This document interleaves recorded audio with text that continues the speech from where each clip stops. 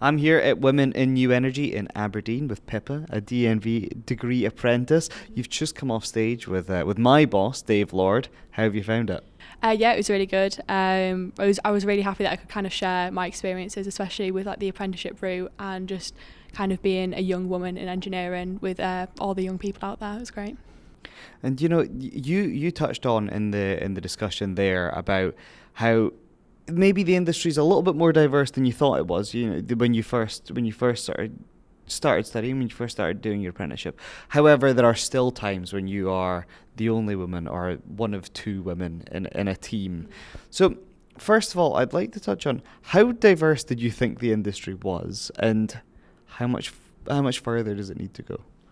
So my dad is in electrical engineering, so I'd kind of assumed from that and from what I knew of his friends in work that it would kind of literally just be me. I thought maybe one or two out there in the world, other women, but I was like, oh no, this could literally just be me. There was kind of a little bit of fear going into it, but then when I joined my company, on my site in particular, it is really quite diverse, and I was really happy, and it was really good at helping me settle in a bit more. But there was lots of people there that were willing to listen to me and willing to share my ideas and share my thoughts, whereas, as you also mentioned, there are still a lot of spaces where you go into it and you think, oh no, I was correct kind of with my assumptions. There are still certain niches in the engineering industry where it is more definitely male dominated, and you'll go in, and even if there are maybe like 5 women in a room of 100, they're definitely listened to less or talked over more, and then you sit there and think, oh okay, well, I can't join this conversation right now, I'll wait until they've finished theirs and then I'll tell them what I think after, because there's usually conversations where you can't join in the middle of because they're not willing to listen in the middle,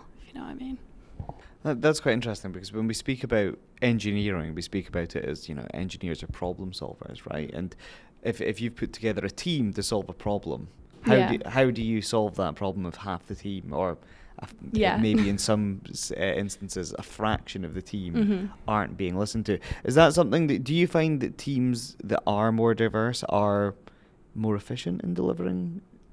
I would say, in my experience, some of them definitely are. I think it's kind of the same for any team, really. Like in any sort of situation you're in, the more you appreciate everybody in the team and everybody's different strengths, the more you'll grow together as a team. Whereas, like literally in any situation, if you take it apart from this, like if you were in school all together and put in a group project, if you forget somebody in the team, immediately the group project's at a disadvantage. Somebody always has to take on more work, and although maybe some people think that's best for them, if they take on all the work, they get all the glory. That's not usually how it works in industry. You kind of thrive together as a team, and while you can put yourself forward and get more recognition for things like that, you put yourself at risk of burnout, you put yourself at risk of making mistakes and doing things wrong, and it's so much better to work together as a team. And we're here at Women in New Energy. I'm going to emphasise new energy, because your colleague that was on stage with you spoke about sort of how messy the energy transition is. And, how when she joined the industry, there were rules and everything was sort of rigid and set in place. And she spoke about the opportunity that messiness has to sort of disrupt and change how sort of DEI is looked at within this new industry.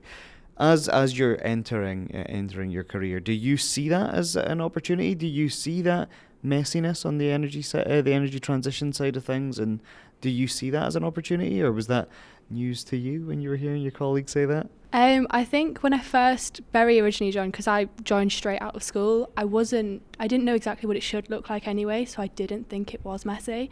But about a year in, I started to notice, oh no, there are this is all kind of a bit everywhere in places, which is actually kind of really good. She did make a great point of there is lots of opportunities now. If you can see something that you think should be done or should be tested, or you can think of a new idea of something, it's a great opportunity. As long as you get yourself out there, you tell people and you give yourself the opportunity. Like, they're there, but you have to give them to yourself. You have to reach for it and actively work for it. So while it is a mess, it's working itself out, and if you're getting in there while you can, it would be great.